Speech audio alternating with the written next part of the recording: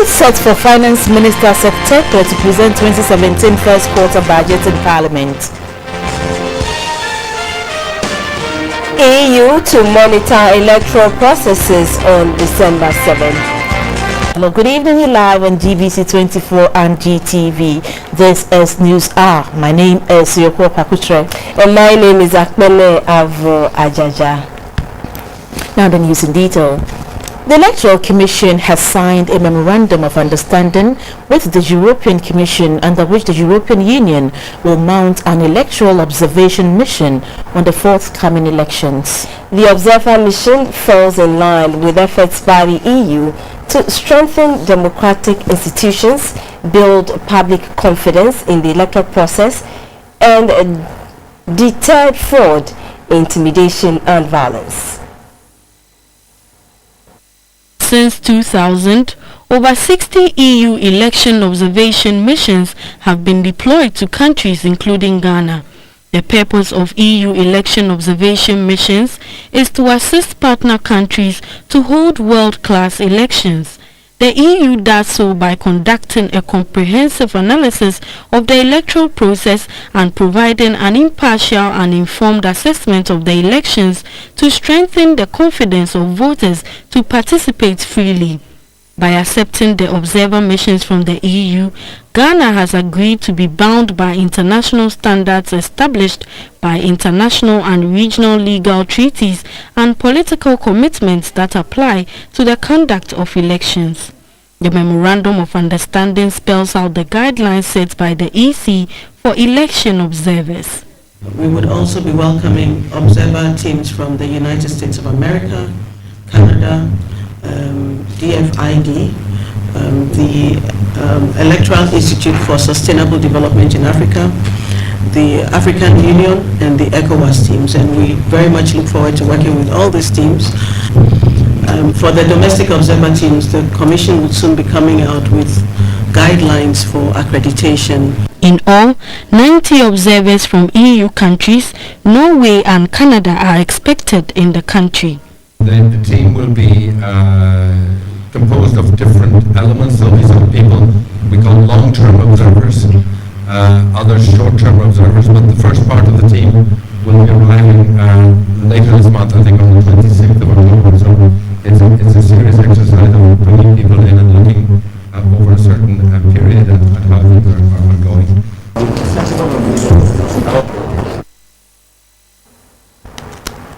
President John Mahama has been canvassing for votes in the NDC stronghold of the Volta region. The presidential candidate of the ruling National Democratic Congress has been delivering political speeches in the region referred to as the World Bank of the NDC. The region has always weighed in heavily in favor of the NDC since the inception of the Fourth Republic. We bring you some of the activities President Mahama undertook while at Kpando and Kwame Krom. The NDC campaign team touring the Volta region was met by a large crowd at Kpando. Here, President John Mahama inaugurated a water project. Kpando and nearby towns have suffered inadequate water supply for a long time. This water project is likely to abate the situation, if not erase it completely. The president urged the region to keep faith with the NDC, which continues to spread out development in all parts of the country. He said the Volta region would receive further development to open up the area for businesses and jobs. President Mahama then moved from Kpando to Kwame Krom to inaugurate a community day senior high school. The president promised to bridge the infrastructural gap at that level of education to absorb qualified junior high school students who cannot gain admission because of inadequate classrooms. The model schools are accompanied by staff bungalows and buses. The school administration too has been given a 5-seater pickup for the administration of the school.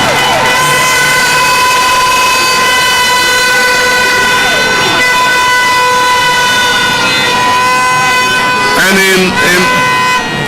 in pidgin English they say no be go come. We brought them along, they are right here. And that is why I say you have no excuse not to give me 100%, because everything you need I have provided. And so I know that God Almighty himself will open the minds of our children and endow our teachers with the knowledge to be able to teach these young people and make them able to pass out and become responsible citizens of our country. Some of the towns the president has visited are Basa, Ketekrachi and KJB.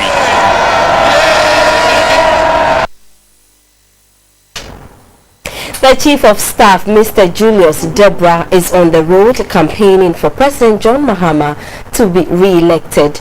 Mr. Debra says the country will experience massive development under President Mahama if he is re-elected. He was addressing separate rallies on the first day of a campaign tour of the Bono Ahafo region.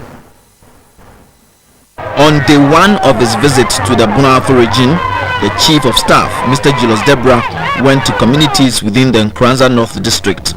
The team made stops at Dromankese, Yefri, Kanka and Bono Manso. At separate debates, Mr. Debra and his team interacted with chiefs and people of these areas. At Yefri, the team was received by the chief, Nana Otin Akresi, and his elders. At the Deba grounds, the chief commended the government for the magnitude of development delivered to the area so far. He was also thankful to the government for working on the major road linking the community to neighboring towns and the main business hub of the region. He described the move as timely and one that has brought relief to the inhabitants of the area, especially farmers. Nana Otin Akresi called for more of such interventions for the area. Party stalwarts including Koku Anyidowu, Professor Ahoy, and Bono Ahafo Regional Minister and MP for Isnafo South, Mr. Eric Opoku, took turns to address the gathering. Their campaign message was based on the vision of the NDC party. They emphasized that the NDC is more united than ever and in a better position to lead the country. The Chief of Staff, Mr. Julius Debra, entreated the people to vote massively for President Mahama so he could continue with his vision of changing lives and transforming the country.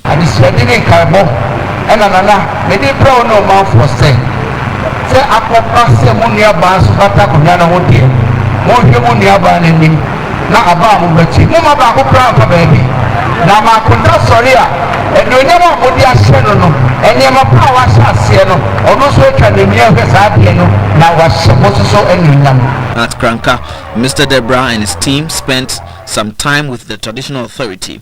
The acting Akomuhene of Kranka, Nana Edu Brimpong Palmas, expressed concern about development challenges in the area. He called for immediate posting of police personnel to the newly constructed police post in the area. The campaign team ended the day's tour at Bono Manso with the commissioning of a 2-unit classroom block for the area. Issues such as good management of the economy, youth employment, provision of facilities in the area of health, education, sanitation, and many others were raised at separate debates. The China-Africa Development Fund has donated sporting items, stationery, oil paints and toys to the Odogono Basic Model School in Accra. The presentation is meant to enhance teaching and learning in the school. The China-Africa Development Fund is the first Chinese equity investment fund that focuses on investment in Africa. The fund concentrates its investment in industries and fields that will help promote Africa's economic development. The fund has supported the Odogono Basic Model School with some reading books, stationery, buckets of oil paints and some sporting items. A representative of the Chinese ambassador to Ghana said China and Ghana share profound friendship for many years and will continue to strengthen the ties between the two countries. The teachers and pupils of Odogono Basic Model School expressed profound gratitude for the gesture. Ghana's information and communication landscape is undergoing a transformation aided by the new media. This could have negative or positive impact on the country. A public lecture on challenges of communication, education and training in Africa today has taken place in Accra. It was organized by the Wisconsin International University. The genesis of formal communication education and training dates back to the early years of independence. It started with the establishment of the Ghana Institute of Journalism (GIJ) with the aim of training and developing a crop of journalists to play an active role in the emancipation of the African continent. Speaking at the lecture, a communications expert, Dr. Kwame Boafo, said, due to the increasing number of communication institutions in the country today, there is the need for critical analysis of the programs those institutions are offering. Is there much differentiation or variance in the programs offered by the various institutions? 2. What are the principal challenges facing the institutions? 3. What networking or collaborations are needed to devise appropriate solutions or approaches to address those challenges? Some university academics and opinion leaders who attended the lecture were Professor Kwame Kakari, Mr. Cabral Blay Amihia, Professor Amin Al-Hassan, the Dean, Faculty of Agribusiness and Communication Studies UDS, and Dr. Gilbert Tieta, Lecturer, School of Communication Studies, University of Ghana, Legon.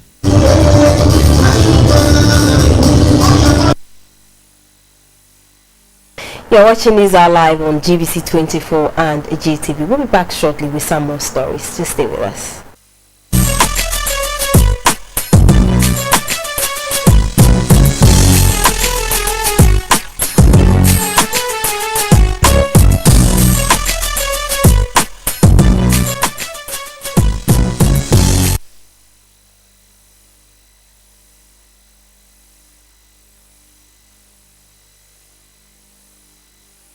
On GBC24, my name is Morris Ogbe. We talk business. Now, here's Ghana Exploration and the Ghana National Petroleum Corporation has launched their 5th scholarship awards at Insign near Axim in the Western region. 125 students made it to the list of the 2016-2017 academic year. Started oil production in commercial quantities. A number of oil companies operating in the industry have been making meaningful contributions as part of their corporate social responsibility to the socio-economic development of the country. 5 years ago, HES, an oil exploration and production company, in partnership with the Ghana National Petroleum Corporation, established a scholarship scheme to assist deserving junior high school students in the 6 coastal districts of the Western region to enable them to pursue further education. The HES GNPC Scholars Program was established to support academically qualified but underprivileged students. The students will begin their studies in 6 partner institutions and will enter senior high school in late October 2016. The scholarship covers the entire government-approved school cost of boarding fees, administrative fees, books, kits, uniforms, as well as other necessary expenses. This scholarship program has helped so many students in our region. I can boast of myself and others as being part of the beneficiaries. Others also gain admission to the tertiary institution, reading various courses such as law, biochemistry, civil engineering, to mention but a few. Looking at the very promising students that come out as products from the Scholars Program, I believe it will be very useful if outstanding scholars who graduate receive additional support through GNPC's Oil and Gas Learning Foundation to further their education at the tertiary level and one day contribute to Ghana's growing oil industry. The Director and General Manager of HES, Mr. Frank McKay, noted that the scheme aims at preparing the youth for future development of the country. Education is the one gift that nobody can ever take away from a person. Once you have an education, you can build on that. You can find ways to learn even more things. You can become an open and broad person. So we feel like the Scholars Program is a fantastic way to help the young people in the coastal region meet their potential. Our young people are the future leaders of the country, and we want to give them every opportunity to be prepared for that role. The Chief Executive Officer of GNPC, Mr. Alex Mood, noted that the scheme holds a lot of prospect for the socio-economic development of the Western region and the country at large. GNPC is going to be looking and discussing further with our partners to see how we can increase the number of students that we give scholarships to. We focus on building capacity not only at the highest level of education. We note, for example, the Petroleum Engineering Department of Kwame Nkrumah University of Science and Technology and the state-of-the-art labs that has been built to make sure that when we produce petroleum engineers and other oil and gas-related courses, they can compete with anybody, any engineer in the world. We are proud that that is happening. We have also been able to help build capacity. Takoradi Polytechnic, just next month, we will be opening a state-of-the-art technical training workshops at Kekam Technical Institute, an investment of over $1 million. The paramount chief of the Sikand traditional area, Nana Kobnanketia, urged the beneficiaries to strive for excellence in the interest of humanity. And still in business, the Vice President of the China Africa Development Fund, Zhu Chao, says the biggest challenge of infrastructure investment in Africa is not capital, but the lack of bankable project. Mr. Chao said his country is ready to help bridge the infrastructural gap. He was speaking at the China Africa Development Fund Forum in Accra. The country needs $1.5 billion annually to close its infrastructural gap. China Africa Development Fund, established in 2006 with an initial funding of $5 billion, is seen as one of the vehicles that can be used to reduce the infrastructural deficit facing the country. The fund aims at stimulating investment in Africa by Chinese companies in power generation, transportation, infrastructure, manufacturing and other sectors of the economy. Since its inception, China Africa Development Fund, CAD Fund, has invested in 87 projects in 36 African countries and mobilized $17 billion investment from Chinese partners. The Vice President of the China Africa Development Fund, Zhu Chao, called on African countries to come out with policies that will be attractive to foreign investors. Since the establishment, China African Development Fund has invested in infrastructure across the continent, such as seaports, power plants, industrial parks, airlines, and so on.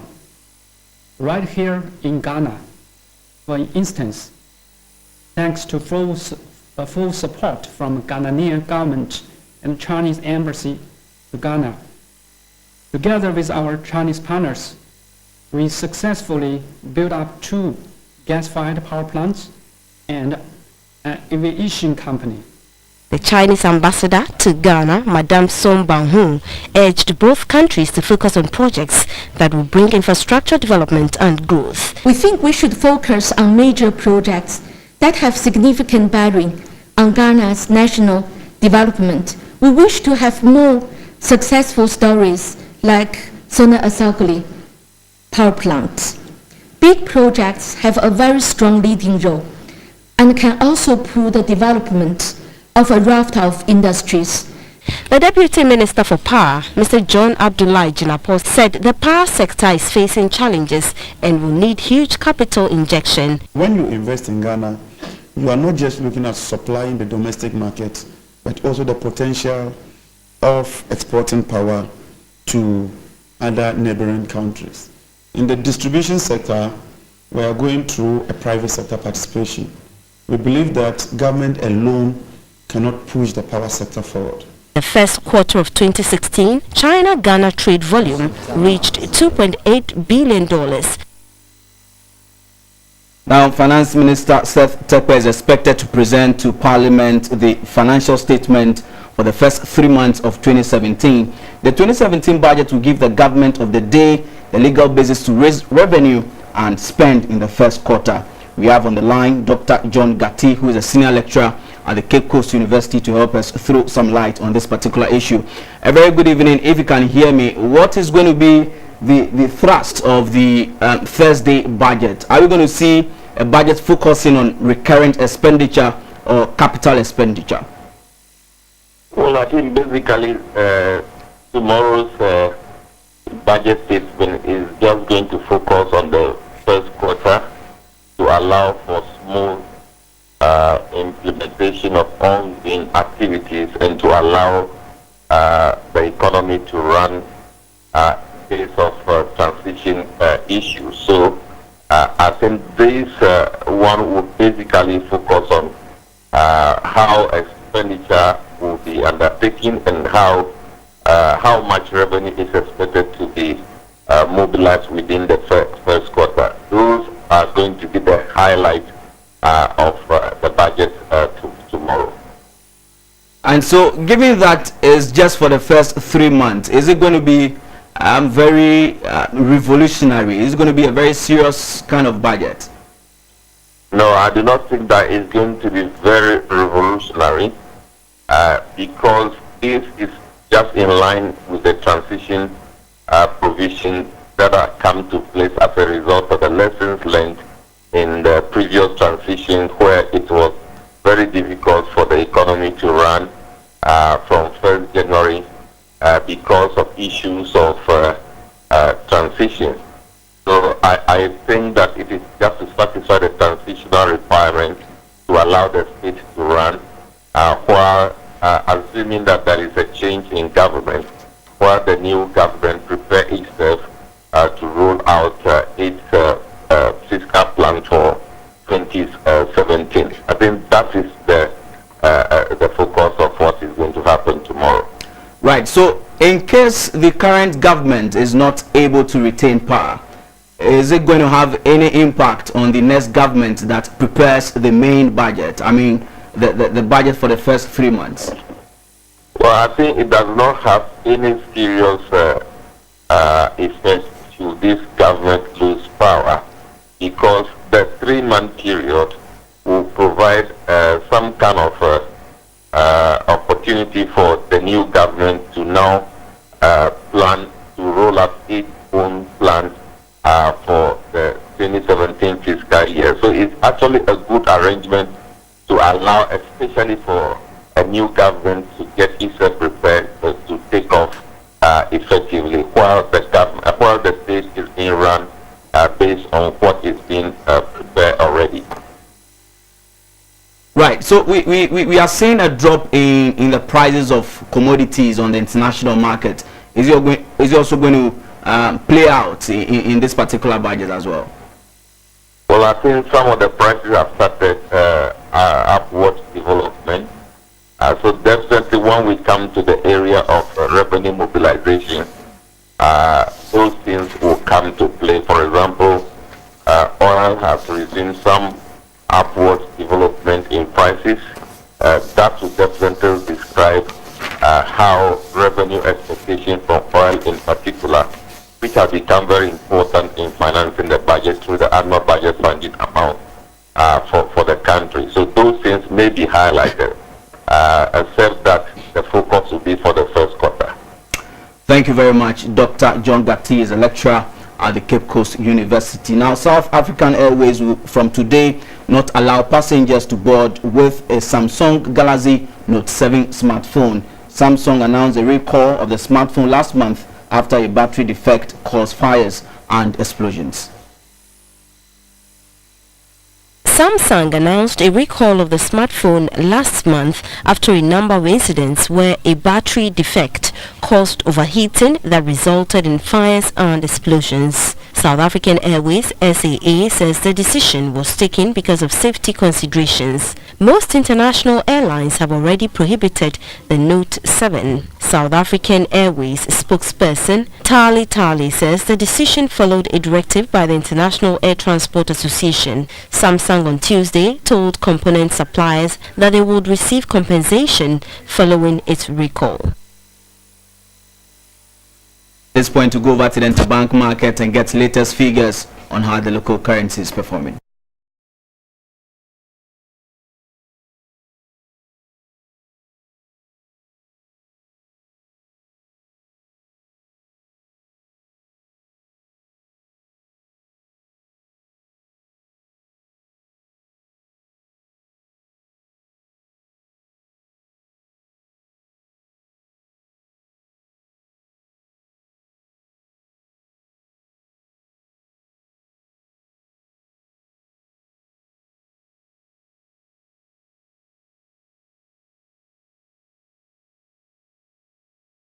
bring you latest price of some major commodities on the international market.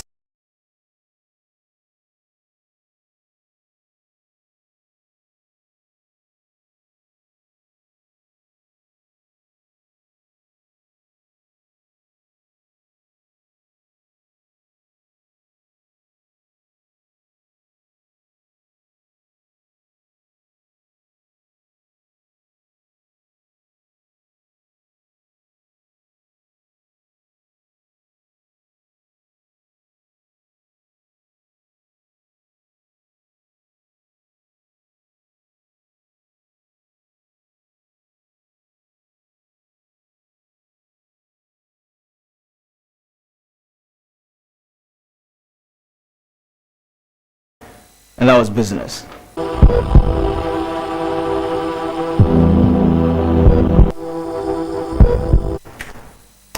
Well, before the health news, let's take the story from the camp of the New Patriotic Party.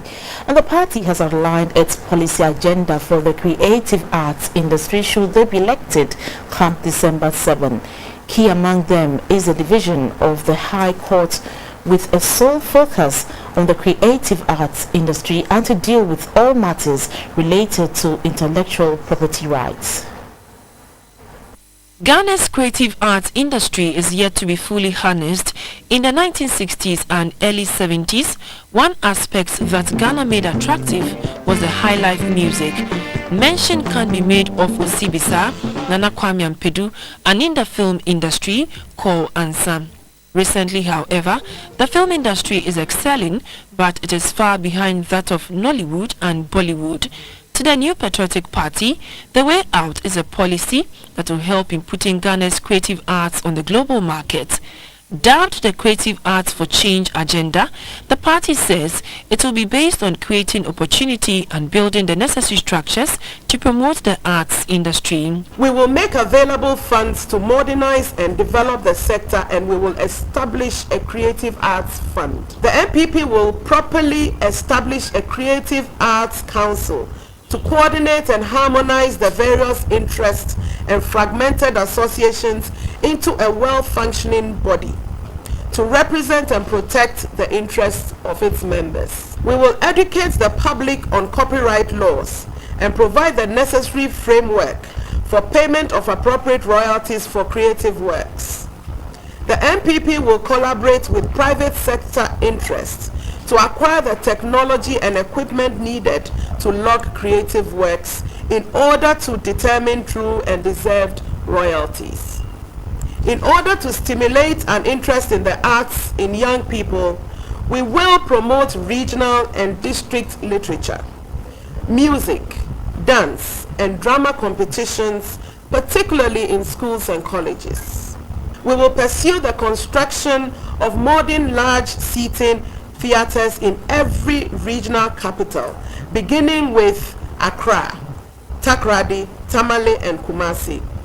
Coupled with the provision of incentives for the creative arts industry, the NPP also says they will establish one copyright office in the northern part of Ghana. Shirley Annan, GBC24, Accra.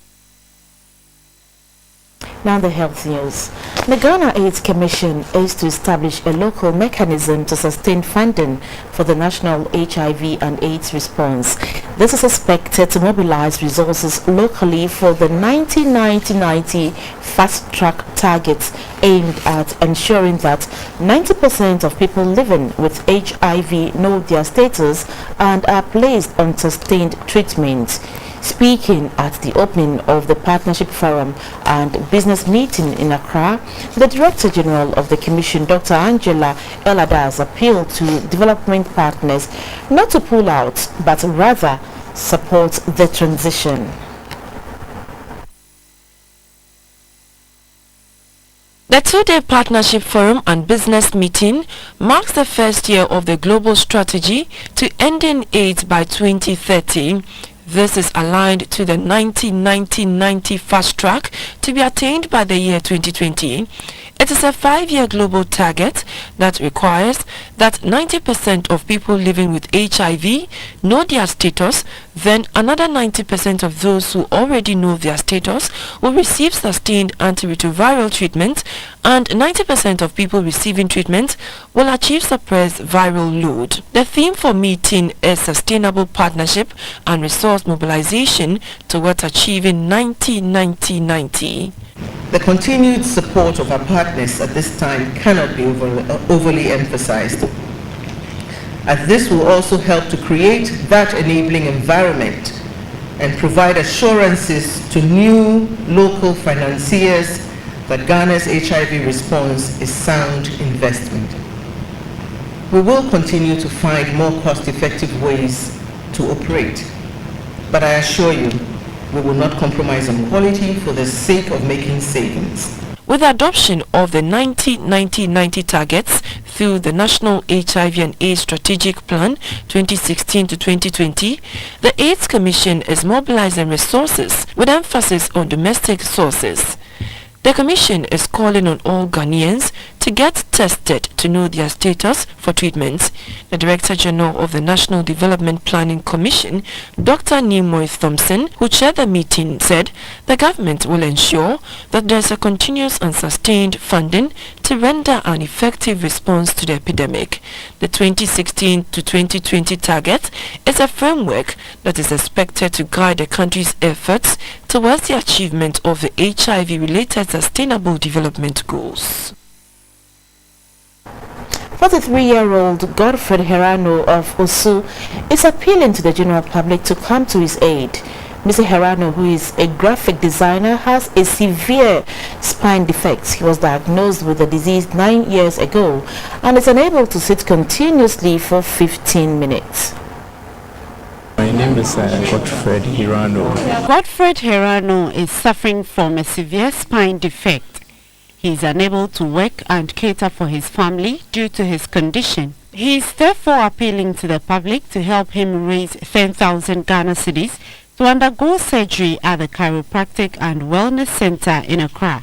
For the past 9 years, I'm suffering from a serious spine problem, which is causing me for not to sit down for long, for like 10-15 minutes. I can't even bend to do anything. And for now, I'm at home for the past 1 month, and I have to go for a serious treatment, which is costing me 10,000 Ghana cedis. So I'm appealing to all Ghanaians to come to my aid and give me the support to have this treatment done. Donations could be sent to the following account details. Account name, Ellis Esiedu Oku. Account number, 0100175855300. Bank, Standard Chartered Bank, Ring Road Branch, or through mobile money number 02457335540.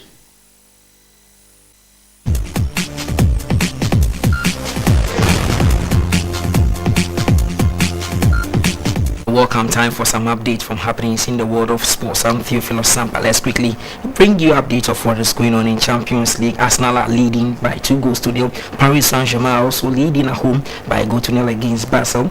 Dynamo Kiev are losing at home currently to Benfica by 1-0. Besiktas are leading by 2-1 against SSC Napoli. Barcelona are leading Manchester City by 1-0, and Bayern Munich are also leading PSV by 2-1. Now let's go to Cairo, where the draw for the Gabon 2017 AFCON competition has been held. Here are the parents.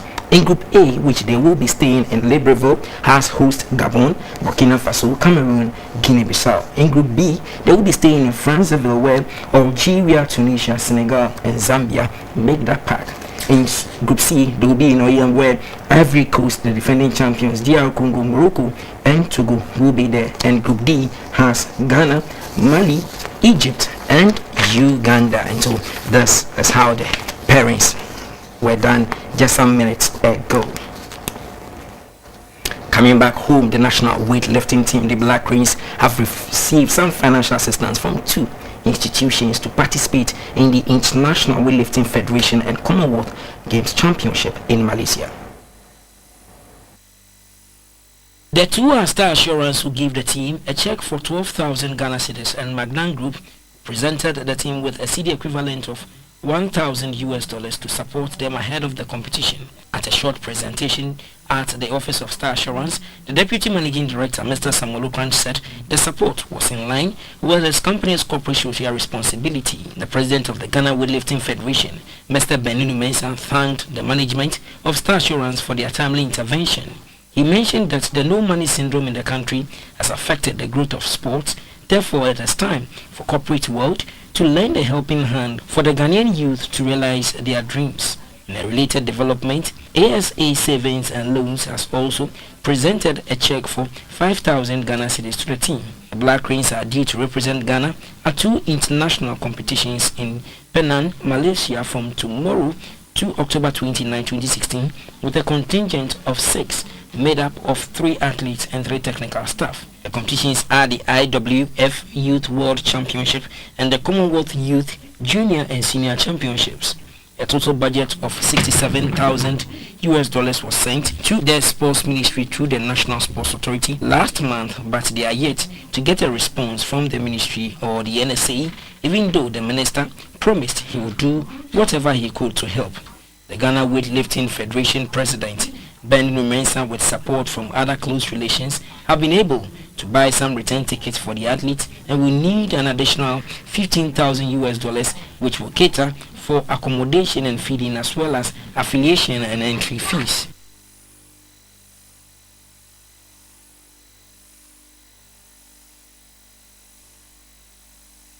WBO Africa, WBO Oriental and WBC Featherweight Youth World Champion Isaac Dogbe has been adjudged the WBO African Boxer of the Year 2016. The ceremony, which was held in San Juan, Puerto Rico, was the 29th WBO convention to award deserving boxers throughout the year. Dogbe's mission at the ongoing convention was also aimed at meeting WBO executives regarding his readiness to challenge Oscar Valdez, who will be defending his WBO featherweight belt against Oswa.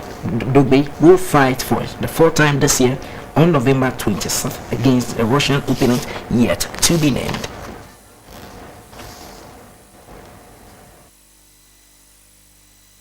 That's all for sports.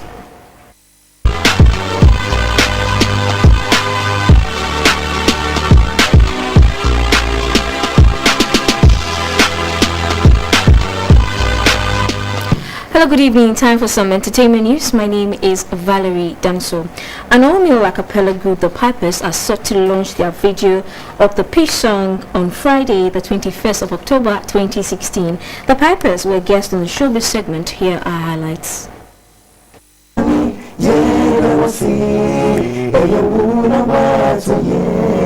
The Pipers met and formed their group 15 years ago in the Bubuashi SDA Church. God being so good, you know, we were born into a church where singing is like it's in us. So once you, from infancy, you can actually know what to sing and what not to sing, which part you belong to, which range is okay for you and all that. And that's what applies. The Pipers touched on some challenges facing their genre. Because we're not singing with any other foreign instruments, if you go off, it's easy to detect. And if one person goes off, it affects the total. So at our rehearsal grounds, we have to make sure that these are done, and we take particular touches into details. Who sings what, at what part, at what time, and where. So it takes hard work, and then to put together programs or attend to programs or even put together our songs for recording and all that, it takes a lot of dedication. Onyame yeda wasi, Onyame yeda wasi, eye muna watu ye, sewa mwa sama faye, nyobe,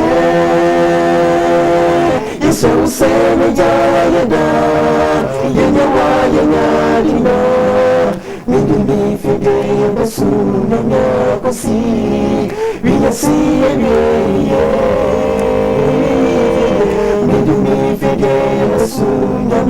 The